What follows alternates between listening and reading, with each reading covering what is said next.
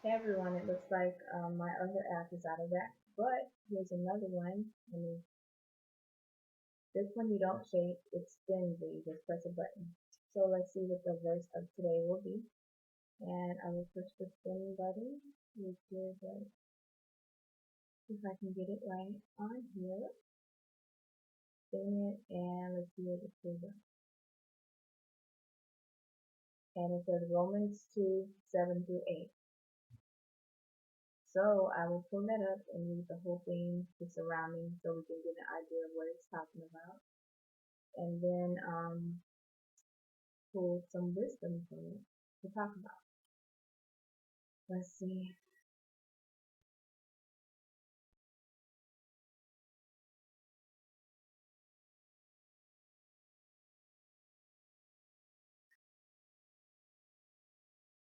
It's gonna be just 1 second, 1 moment.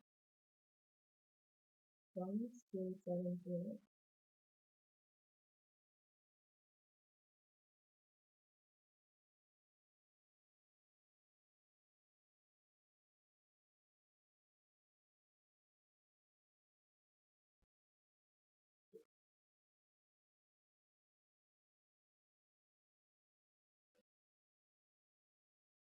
Okay, the subject is called Let God Be the Judge. So do you think that you can judge those other people? You are wrong. You too are guilty of sin. You judge them, but you do the same things they do.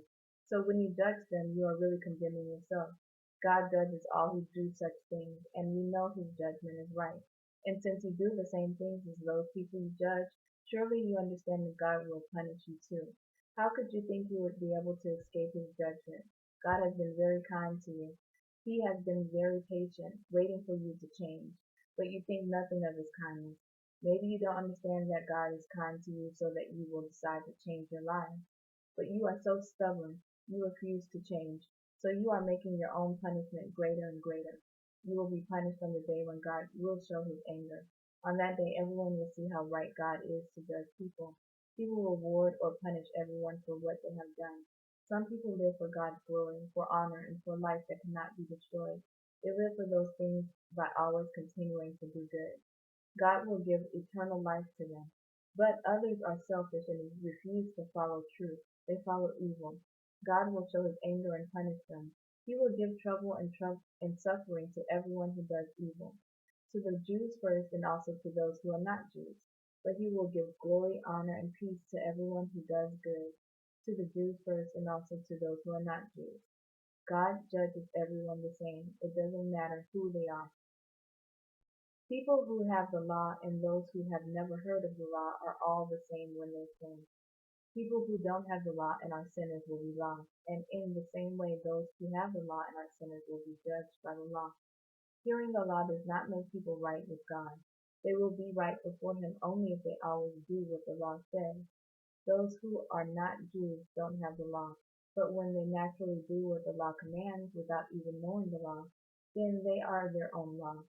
This is true even though they don't have the written law.